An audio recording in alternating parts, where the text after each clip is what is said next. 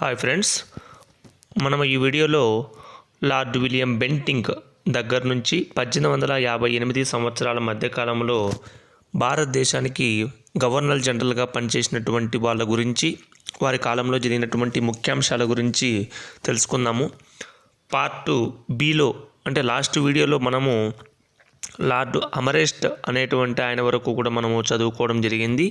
ఈ వీడియోలో lord William Bentinck దగ్గర నుంచి దాదాపు లార్డ్ కానింగ్ వరకు కూడా ఈ వీడియోలో తెలుసుకుందాం, వాళ్ళ కాలంలో జరిగినటువంటి ముఖ్యాంశాలు. ముందుగా లార్డ్ విలియం బెంటింక్, ఇతను 1828 సంవత్సరం నుంచి 1835 సంవత్సరాల మధ్యకాలంలో భారతదేశానికి బ్రిటిష్ గవర్నర్గా పనిచేయడం అనేటువంటిది జరిగింది. సో ఇతనే లార్డ్ విలియం బెంటింక్. భారతదేశానికి కొంతమంది బ్రిటిష్ వాళ్ళు కూడా మేలు చేయడం జరిగింది. అటువంటి వారిలో లార్డ్ విలియం బెంటింక్ కూడా ఒక ఆయనగా మనము చెప్పుకోవచ్చు. ఇతని కాలంలో జరిగినటువంటి ప్రధానమైనటువంటి ముఖ్యాంశాలు తెలుసుకుందాం. ముఖ్యంగా ఇక్కడ భారతదేశ మొట్టమొదటి గవర్నర్ జనరల్గా లార్డ్ విలియం బెంటింక్ని పిలుస్తాము. అంతకుముందు ఉండేటువంటి వాళ్ళను మనము గవర్నర్ జనరల్ ఆఫ్ బెంగాల్ అనేటువంటి పేరుతోనూ, అంతకుముందు ఉండేటువంటి వాళ్ళను బెంగాల్ గవర్నర్ అనేటువంటి పేరుతోనూ పిలుస్తున్నాం. 1828 నుంచి ఆ పేరు గవర్నర్ జనరల్ ఆఫ్ ఇండియాగా మారిపోవడం అనేటువంటిది జరిగింది. సో ఇతని కాలంలో జరిగినటువంటి మరొక ప్రధానమైనటువంటిది బెంగాల్ సతీ యాక్ట్. అంటే అప్పట్లో సతీ సాగమనం అనేటువంటిది భారతదేశంలో ఉన్నటువంటి ఒక దురాచారము. భర్త చనిపోతే భర్తతో పాటు భార్య కూడా చనిపోవాలనేటువంటిది, ఆ సాంఘిక దురాచారాన్ని రూపుమాపినటువంటి మొట్టమొదటి వ్యక్తి ఎవరైనా ఉన్నారు అంటే అది లార్డ్ విలియం బెంటింక్ మాత్రమే. 1829 సంవత్సరంలో ఈ సతీ సాగమన నిషేధ చట్టం అనేటువంటిది చేయడం అనేటువంటిది జరిగింది. సో ఈ సతీ సాగమన నిషేధ చట్టాన్ని మొట్టమొదటిసారిగా ఎక్కడ ఇంప్లిమెంట్ చేశారంటే బెంగాల్లో ఇంప్లిమెంట్ చేశారు. అంటే చట్టం చేసిన తర్వాత వెంటనే బెంగాల్లో ఎక్కువ ఉంది కాబట్టి అక్కడ కూడా చేశారు. తర్వాత దాన్ని మెడ్రాసు మరియు బొంబాయిలకు విస్తరించడం అనేటువంటిది జరిగింది. అది 1829 నుంచి 30 మధ్య కాలంలో. అంటే 29లో చట్టం చేశారు, 30లో మెడ్రాస్కు మరియు బొంబాయికి విస్తరించడం అనేటువంటిది జరిగింది. ఆ చట్టాన్ని ఇంప్లిమెంట్ చేశారు. అదేవిధంగా మహల్వారీ సిస్టమ్, మనం ఆల్రెడీ భూమి శిస్తు విధానాల గురించి మనం వీడియో ఆల్రెడీ చేయడం జరిగింది. So Mahalwari system, Ryotwari system, Zamindari system, permanent settlement system, ఇవన్నీ కూడా మనం వీడియోలో ఉన్నాయి, మీరు అక్కడ చూడొచ్చు. సో ఈ మహల్వారీ సిస్టాన్ని సెంట్రల్ ఇండియా అంటే మధ్య భారతదేశము మరియు పంజాబు మరియు వెస్టర్న్ యూపీ ప్రాంతాలలో ప్రవేశపెట్టడం అనేటువంటిది ఇతని కాలంలోనే జరిగింది. అదేవిధంగా సెయింట్ హెలినా యాక్ట్ అంటే 1833లో జరిగినటువంటి చార్టర్ చట్టానికి మరొక పేరు ఏంట్రా అంటే సెయింట్ హెలినా యాక్ట్. బాగా గుర్తుపెట్టుకోవాలి, ఇది చాలా చాలా ఇంపార్టెంట్. 1833 చార్టర్ చట్టానికి మరొక పేరు, దాన్ని పిలుస్తారు. ఈ చట్టం ప్రకారము మనకు ఈ క్రిస్టియన్ మిషనరీస్ ఏవైతే ఉన్నాయో మొత్తం అంతా కూడా భారతదేశంలో క్రిస్టియానిటీ అనేటువంటిది స్ప్రెడ్ కావడానికి, ప్రస్తుతం ఇప్పుడు ఉన్నటువంటి ప్రజెంటే పాకిస్తాన్ కూడా, అంటే ఆ ప్రాంతాలన్నింటిలో కూడా ఈ క్రిస్టియానిటీ స్ప్రెడ్ కావడానికి ఈ చట్టం అనేటువంటిది ఎంతగానో దోహదం చేసింది. అదేవిధంగా అప్పట్లో దగ్గులు అనేటువంటి దారి దోపిడీ దొంగలు ఉండేటువంటి వాళ్ళు. ఈ దగ్గులు దారి దోపిడీ దొంగలు మొత్తం అందరినీ కూడా దోచుకునేటువంటి వాళ్ళు, వ్యాపారులందరినీ కూడా. సో అందుకోసము విలియం స్లీమ్యాన్ అనేటువంటి ఆయన్ను నియమించి ఆయన యొక్క సహకారంతో ఈ దక్స్ అనేటువంటి వాళ్ళు అణచివేయడం జరిగింది. మీరు రీసెంట్గా మనకు బాలీవుడ్లో సినిమా కూడా వచ్చింది, మీరు ఆ దక్స్ సినిమా చూస్తే కనుక మీకు ఒక మంచి ఐడియా కూడా వస్తుంది. సో వీలుంటే కూడా మీరు చూడొచ్చు. అదేవిధంగా ఇతని కాలంలో జరిగినటువంటి మరొకటి ఈ కోల్డ్ రెబలియన్. అంటే ఇప్పుడు మనకు ట్రైబల్ రివోల్ట్స్ అనేటువంటివి ఉన్నాయి, అంటే నెక్స్ట్ రాబోయేటువంటి వీడియోలో చెప్తాము. ఈ ట్రైబల్స్లో ఈ కోల్డ్స్ అనేటువంటి వాళ్ళు కూడా ఒకరు. సో 1831 సంవత్సరంలో ఈ కోల్డ్ తిరుగుబాటు అనేటువంటి జరిగింది. తర్వాత వాటిని అణచివేశారు. సో ఆ డీటెయిల్స్ అన్నీ కూడా తర్వాత చెప్పుకుందాము. అది ఇతని కాలంలోనే జరిగింది. అదేవిధంగా వెరీ వెరీ ఇంపార్టెంట్, మనకు ఇప్పుడు ఉండేటువంటి ఇంగ్లీష్ ఎడ్యుకేషన్ యాక్ట్ అనేటువంటిది 1835 సంవత్సరంలో జారీ చేయడం అనేటువంటిది జరిగింది. ఇది చాలా చాలా ఇంపార్టెంట్, అందరూ కూడా గుర్తుపెట్టుకోవాల్సిన అవసరం కూడా ఉంది. అదేవిధంగా 1835లోనే మేజర్ ఇన్సిడెంటు మెడికల్ కాలేజు మరియు హాస్పిటల్ ఈ రెండు కూడా కోల్కతాలో ఏర్పాటు చేయడం జరిగింది 1835 సంవత్సరంలో. అంటే 1835 సంవత్సరంలో భారతదేశంలో మేజర్గా అటు మెడికల్ కాలేజ్ వచ్చింది, మెడికల్ హాస్పిటల్స్ వచ్చింది, మరియు ఇంగ్లీష్ ఎడ్యుకేషన్ కూడా రావడం అనేటువంటిది జరిగింది. సో అందరూ కూడా బాగా గుర్తుపెట్టుకోవాలి. అదేవిధంగా ఇతని కాలంలో జరిగినటువంటి మరొక ముఖ్యమైనది ఏంటంటే అప్పటి వరకు కూడా హైకోర్టులలో పర్షియన్ లాంగ్వేజ్ అనేటువంటిది ఉన్నింది. ఆ పర్షియన్ లాంగ్వేజ్ను తీసేసి దాని స్థానంలో ఇంగ్లీష్ లాంగ్వేజ్ అనేటువంటిది హైకోర్టులో ప్రవేశపెట్టడం అనేటువంటిది ఇతని కాలంలోనే జరిగింది. అంటే పర్షియన్ స్థానంలో ఇంగ్లీష్ లాంగ్వేజ్లో మొత్తం అంతా కూడా హైకోర్టులో వాదోపవాదాలు కానీ మిగతా కార్యక్రమాలు కానీ జరిగేటువంటి సాంప్రదాయం అనేటువంటిది ప్రారంభమైంది. అది లార్డ్ విలియం బెంటింగ్ కాలంలోనే. అదేవిధంగా ఇతని కాలంలో అప్పట్లో మనకు ఎక్కువగా గర్ల్ చైల్డ్స్ అంటే ఆడపిల్లలు పుడితే గనక వాళ్ళను చంపేసేటువంటి ఆచారం కూడా ఉండేది. సో అలాంటి అసాసినేషన్ అనేటువంటి పేరుతో పిలుస్తాం. సో దాన్ని కూడా స్టాప్ చేసినటువంటి వ్యక్తి ఎవర్రా అంటే మనకు లార్డ్ విలియం బెంటింగే మనము చెప్పుకోవచ్చు. అంటే భారతదేశంలో ఉండేటువంటి సాంఘిక దురాచారాలను చాలా వరకు రూపుమాపినటువంటి వ్యక్తి ఈ లార్డ్ విలియం బెంటింగ్ అనేటువంటి ఆయన. సో ఇంకా ఏంటంటే రాబర్ట్ బర్డ్ అనేటువంటి ఆయన యొక్క సూపర్విజన్తో మొత్తము ఈ ల్యాండ్ రెవెన్యూ సిస్టమ్స్ అన్నీ కూడా ఇతని కాలంలోనే డెవలప్ చేయడం అనేటువంటిది కూడా జరిగింది. దానికి రాబర్ట్ బర్డ్ అనేటువంటి ఆయన అన్ని రకాలుగా సహకరించాడు. సో ఇతని తర్వాత ఇంకా మనకు సింధు చక్రవర్తితో సంధి ఏర్పడింది 1832లో. నెక్స్ట్ వచ్చి శ్రీ శిశు హత్యలు కూడా రద్దు చేయబడింది. సో నల్లమంది వ్యాపారం లైసెన్స్తో క్రమబద్ధీకరణ చేయబడింది. ఎక్కువ రెవెన్యూ ఉత్తర పశ్చిమ రాజ్యాలలో వసూలు చేయడం జరిగింది. ఈ భూమి రెవెన్యూ పద్ధతులు రాబర్ట్ బర్డ్ పర్యవేక్షణలో అంతా కూడా జరిగింది. బెంగాల్లో భూమి శిస్తును వసూలు చేయడానికి ప్రభుత్వము మంచి కొలతలను అదనంగా తీసుకుంది. సో ఇవన్నీ కూడా ఇతని కాలంలో లార్డ్ విలియం బెంటింగ్ కాలంలోనే జరిగాయి. అదేవిధంగా అప్పీలు మరియు సర్క్యూట్ నిర్వహించే ప్రాదేశిక కోర్టును రద్దు చేస్తూ వాటి స్థానంలో కమిషన్లు కూడా ఏర్పాటు చేయడం అనేటువంటిది లార్డ్ విలియం బెంటింగ్ కాలంలోనే జరిగింది. అదేవిధంగా 1830లో రాజా రామ్మోహన్ రాయ్ ఇంగ్లాండ్ను సందర్శించాడు. 1833లో ఇంగ్లాండ్లోని బ్రిస్టల్లోనే ఇతను మరణించడం అనేటువంటిది కూడా జరిగింది. అప్పుడు లార్డ్ విలియం బెంటింగే ఉన్నారు. అదేవిధంగా 1831 సంవత్సరంలో మైసూర్ రాజు తిరిగి సింహాసనాన్ని అధిష్ఠించాడు. సో అంటే ఇవన్నీ కూడా ఎవరి కాలంలో జరిగాయంటే లార్డ్ విలియం బెంటింగ్ కాలంలోనే జరిగాయి. లార్డ్ విలియం బెంటింగ్ తర్వాత రాజ్యానికి వచ్చినటువంటి వ్యక్తి, గవర్నర్ జనరల్గా వచ్చినటువంటి వ్యక్తి Charles Metcalfe. Very very important. ఇతని కాలంలో చాలా రోజులైతే లేడు కానీ తక్కువ రోజులే మాత్రమే ఉన్నాడు చార్లెస్ మెట్కాఫ్. కేవలం 35 నుంచి 36 సంవత్సరాల మధ్య కాలంలో, ఒక 1 ఇయర్ కంటే ఇంకా తక్కువే ఉన్నాడు. ఇతని కాలంలో జరిగినటువంటివి కేవలం ఇతడు చాలా పత్రికా ఉదార స్వభావుడు అనేటువంటి పేరుంది.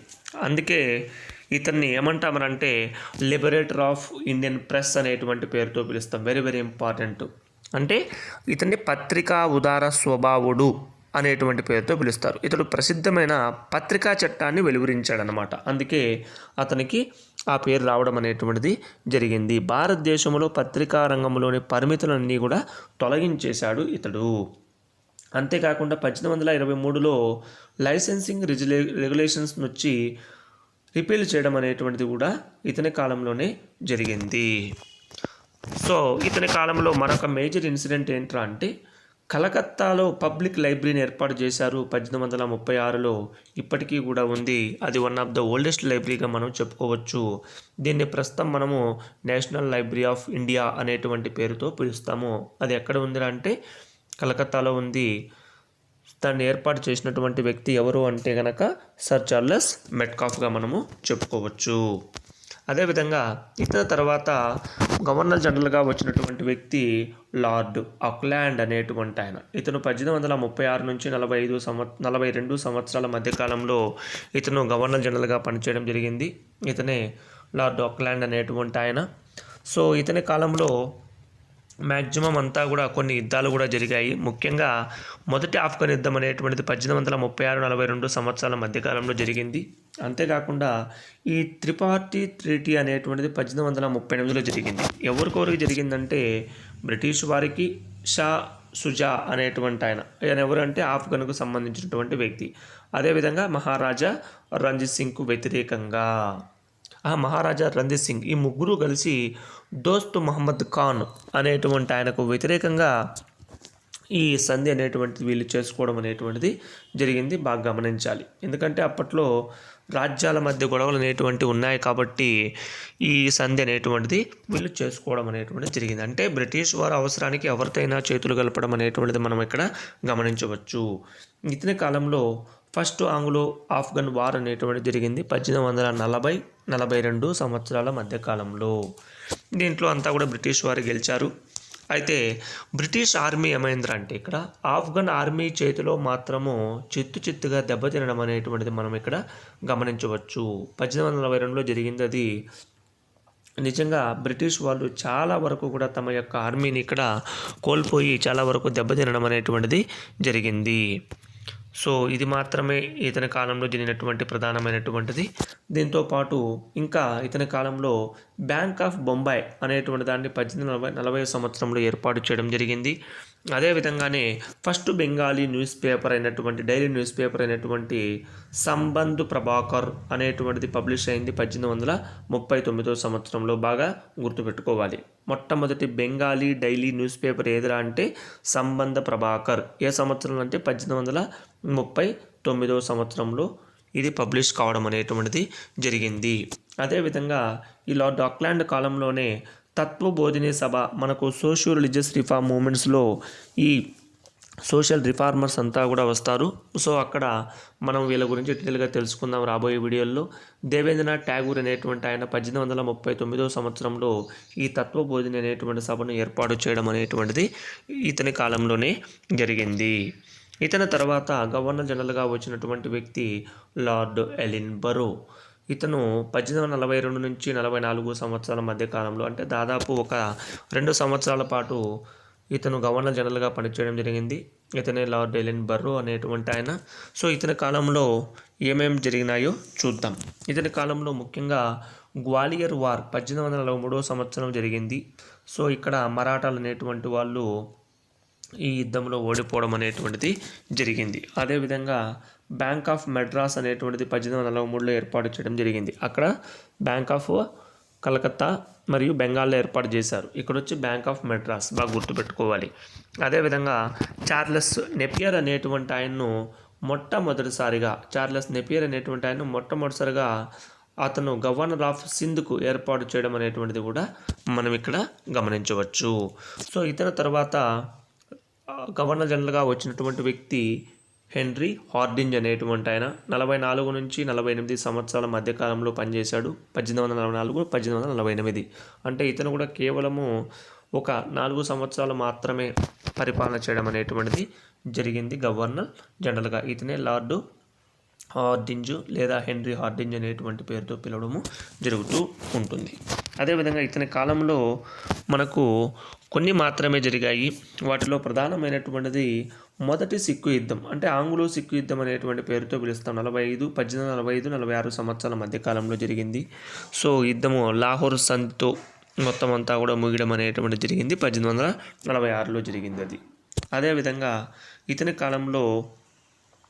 కాలంలోనే మొత్తం అంతా కూడా సిక్కు ఎంపైర్కి సంబంధించినటువంటిదంతా కూడా మ్యాక్సిమం అంతా కూడా ఈ బ్రిటిష్ వాళ్ళ టెరిటరీలోకి రావడం అనేటువంటిది కూడా మనం కొంతవరకు చూడవచ్చు. అదేవిధంగా ఇతని కాలంలో జరిగినటువంటి మరొక మేజర్ ఇన్సిడెంట్ ఏంటంటే 1846లో ఈ లాహోర్ సంధి అనేటువంటిది జరిగింది. మొత్తము ఈ కాశ్మీర్ ఫ్రమ్ 6 అంటే దాదాపు 75 లక్షల రూపాయలకు ఈ కాశ్మీర్ అనేటువంటి దాన్ని Kashmir from the 6 and cell to Raja of Jammu అనేటువంటి ఆయనకు ఆ రాజుకు 75 లక్షల రూపాయలకు ఇచ్చివేయడం అనేటువంటిది మనం ఇక్కడ గమనించవచ్చు. ఓకేనా. సో ఇవన్నీ కూడా మీరు బాగా గమనించాలి. అదేవిధంగా ఇతని కాలంలో రూర్కీ ఇంజనీరింగ్ కాలేజ్ అనేటువంటిది ఏర్పాటు చేశారు 1847 సంవత్సరంలో. వెరీ వెరీ ఇంపార్టెంట్ ఇది, ఇప్పటికీ కూడా ఉంది, మీరు బాగా గమనించవచ్చు. అదేవిధంగా నెక్స్ట్ వచ్చినటువంటి గవర్నర్ జనరల్ ఎవరు అంటే ఎర్ల్ ఆఫ్ డల్హౌసీ అంటే అందరికీ కూడా తెలుసు, మనం లార్డ్ డల్హౌసీ అనేటువంటి పేరుతో పిలుస్తాము. ఇతడు 1848 సంవత్సరం నుంచి 1856 సంవత్సరాల మధ్యకాలంలో పనిచేశాడు. అంటే దాదాపు 8 సంవత్సరాలకు దగ్గరగా ఇతను పనిచేయడం జరిగింది. సో ఇతను మొత్తం అంతా కూడా సామ్రాజ్యకాంక్ష కలిగినటువంటి వ్యక్తి. భారతదేశంలో తమ బ్రిటిష్ సామ్రాజ్యాన్ని విస్తరించుకోవాలనేటువంటి బలమైన కోరిక కలిగినటువంటి వాడు ఈ లార్డు డల్హౌసీ అనేటువంటి ఆయన. ఈయన కాలంలో చాలా రకాలైనటువంటి మేజర్ చేంజెస్ జరిగినాయి. అవి ముఖ్యంగా ఏంటంటే ఇతను డాక్ట్రిన్ ఆఫ్ లేప్స్ అంటే రాజ్య సంక్రమణ సిద్ధాంతాన్ని ప్రవేశపెట్టడం అనేటువంటిది జరిగింది. అంటే వచ్చి రావడంతోనే రాజ్య సంక్రమణ, మన ఎవరైతే వారసులు లేకుండా ఉంటారో వాళ్ళ యొక్క రాజ్యాన్ని బ్రిటిష్ వారు కలుపుకోవడం అనేటువంటిది ఇక్కడ మనము గమనించవచ్చు. సో దీనికి సపరేట్ వీడియో కూడా మనం ఈయన గురించి చేశాము. మొత్తం రిఫార్మ్స్ అన్నీ కూడా ఏమేమి చేశాడనేటువంటి విషయాన్ని మీరు ఆ వీడియోలో మొత్తం డీటెయిల్ అన్నీ కూడా తెలుసుకోవచ్చు. అదేవిధంగా ఇతను బెతూన్ కాలేజ్ లేదా స్కూల్ 1849లో ఏర్పాటు చేయడం అనేటువంటిది జరిగింది. దీన్నే కలకత్తా ఫిమేల్ స్కూల్ అనేటువంటి పేరుతో కూడా పిలుస్తాము.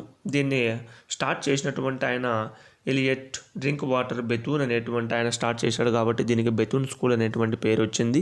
అయితే లార్డ్ డల్హౌసీ ఈ స్కూల్ మీద ప్రత్యేకమైనటువంటి శ్రద్ధను కనపరిచి ఆ స్కూల్ యొక్క అభివృద్ధి కోసము కొంతవరకు ఆర్థిక సహాయాన్ని కూడా చేశాడు. ఆ స్కూల్ పైన ప్రత్యేకమైనటువంటి ఇంట్రెస్ట్ను కూడా చూపించడం అనేటువంటిది మనము చూడవచ్చు. అదేవిధంగా ఇతని కాలంలోనే చార్లెస్ వుడ్స్ డిస్పాచ్ 1854 సంవత్సరంలో జరిగింది. ఇది చాలా ఇంపార్టెంట్, ఎందుకంటే బోర్డ్ ఆఫ్ కంట్రోల్ అధ్యక్షుడు ఈ చార్లెస్ వుడ్స్ అనేటువంటి ఆయన ఆ నివేదికను సమర్పించాడు. ప్రజలందరూ కూడా విద్యావంతులు చేయడంలో బ్రిటిష్ ప్రభుత్వం బాధ్యత వహించాలని ఈ చార్లెస్ వుడ్స్ అనేటువంటి ఆయన ప్రతిపాదించడం అనేటువంటిది జరిగింది. సో ఇది కూడా ఒక మేజర్ ఇన్సిడెంట్గా మనము చెప్పుకోవచ్చు ఎడ్యుకేషన్ విషయంలో. అదేవిధంగా ఇతని కాలంలో జరిగినటువంటి మరొకటి ఏంటంటే సమ్మర్ క్యాపిటల్. వాళ్ళకు అంటే మా బ్రిటిష్ వాళ్ళ యొక్క ఉష్ణోగ్రత మనకంటే కూడా తక్కువగా ఉంటుంది కాబట్టి సో ఎండాకాలంలో వాళ్ళు సెలవు తీరేందుకు వాళ్ళు సిమ్లాని ఎంచుకున్నారు. ఎందుకంటే అక్కడ కొంచెం వాతావరణం చల్లగా ఉంటుంది అనేటువంటి ఉద్దేశంతో. అందుకే దాన్ని సమ్మర్ క్యాపిటల్ అనేటువంటి పేరుతో పిలుస్తూ ఉన్నారు. సమ్మర్ క్యాపిటల్ ఎక్కడుందంటే సిమ్లాలో ఉంది. ఎవరి కాలంలో ఏర్పాటు చేయబడిందంటే లార్డ్ డల్హౌసీ కాలంలో ఏర్పాటు చేయబడింది. ఇతని కాలంలోనే సెకండ్ ఆంగ్లో బర్మా వారం అనేటువంటి జరిగింది 1852 సంవత్సరంలో. బాగా గుర్తుపెట్టుకోవాలి. అదేవిధంగా ఇతని కాలంలో ఇంకా చాలా రకాలైనటువంటి జరిగాయి. ముఖ్యంగా మొట్టమొదటి ప్యాసింజర్ ట్రైన్ బొంబాయి నుంచి తానే వరకు ప్రయాణం చేయడం జరిగింది.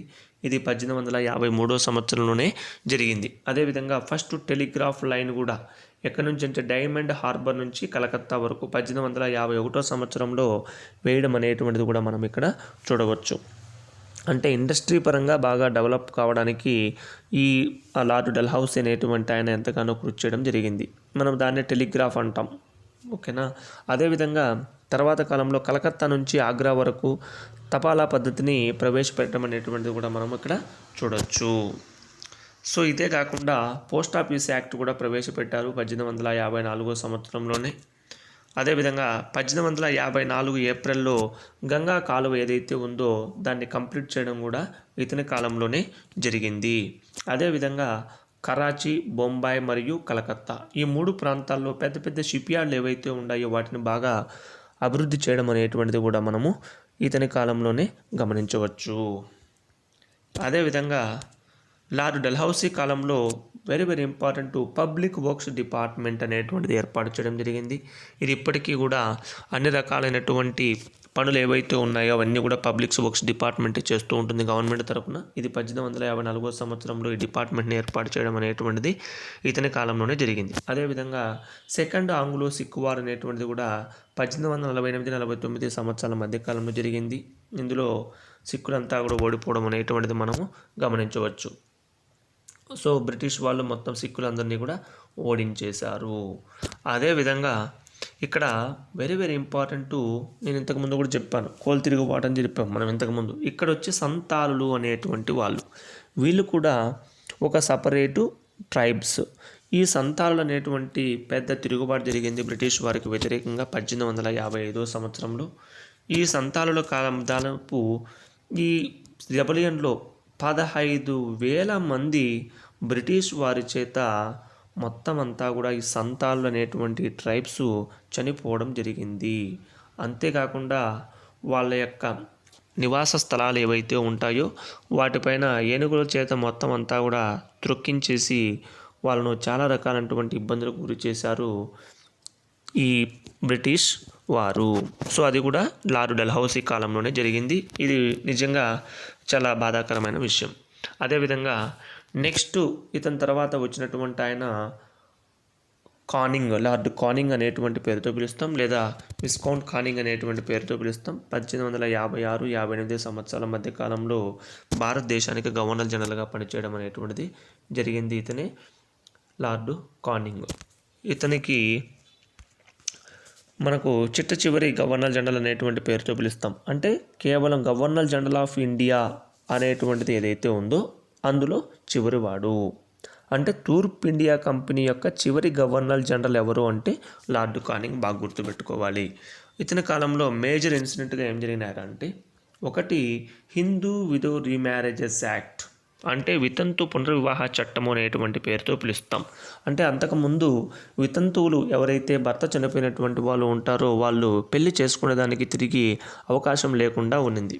కానీ 1856లో ఈ చట్టం చేయడం వల్ల అంటే వాళ్ళు అలానే ఉండాల్సినటువంటి అవసరం లేదు, వాళ్ళకు కావాల్సినటువంటి వారిని ఎంపిక చేసుకునేటువంటి అవకాశము, వారు తిరిగి వివాహం చేసుకునేటువంటి అవకాశాన్ని ఈ చట్టం అనేటువంటిది కల్పించింది. అదేవిధంగా మనకు 1857 సిపాయిల తిరుగుబాటు అనేటువంటిది ఇతని కాలంలో జరిగింది. మేజర్ ఇన్సిడెంట్గా మనం చెప్పుకోవచ్చు. అంటే సిపాయిల తిరుగుబాటు నాటి గవర్నర్ జనరల్ ఎవరు అంటే అనక లార్డ్ కానింగ్ అని మనము గుర్తుపెట్టుకోవాలి. అదేవిధంగా ఇతని కాలంలో వెరీ ఇంపార్టెంట్, మనకు 3 రకాలైనటువంటి యూనివర్సిటీలు ఏర్పాటయ్యాయి. మొట్టమొదటిసారిగా కలకత్తా యూనివర్సిటీ, తర్వాత బొంబాయి యూనివర్సిటీ, తర్వాత మెడ్రాస్ యూనివర్సిటీ ఈ 1857లోనే ఎస్టాబ్లిష్ కావడం అనేటువంటిది జరిగింది. ఇవి కూడా ఈ రోజుకు one of the oldest and best యూనివర్సిటీస్గా మనం వీటిని చెప్పుకోవచ్చు.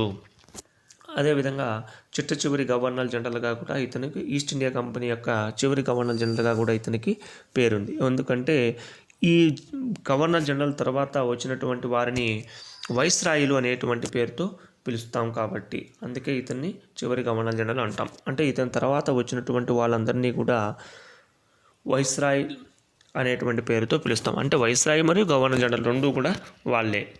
సో కాబట్టి అందరూ కూడా నెక్స్ట్ వీడియోలో మనం వైస్రాయ్ల గురించి తెలుసుకుందాము. సో ప్రతి ఒక్కరు కూడా ఈ వీడియోను బాగా వినండి. ఇంపార్టెంట్ పాయింట్స్ అన్నీ కూడా రాసుకోండి. అన్ని కాంపిటేటివ్ ఎగ్జామ్స్కు మరియు బిఏ వాళ్ళకు అన్ని రకాలైనటువంటి పోటీ పరీక్షలకు ఉపయోగపడతాయి. సో అందరూ కూడా సబ్స్క్రైబ్ చేయండి, షేర్ చేయండి, లైక్ చేయండి. మరియు మీకు ఏమైనా డౌట్స్ ఉంటే కనుక కామెంట్ సెక్షన్లో కామెంట్ చేయండి. మరియు మీరు ఫేస్బుక్, ఇన్స్టాగ్రామ్లో కూడా మమ్మల్ని ఫాలో కావచ్చు. సో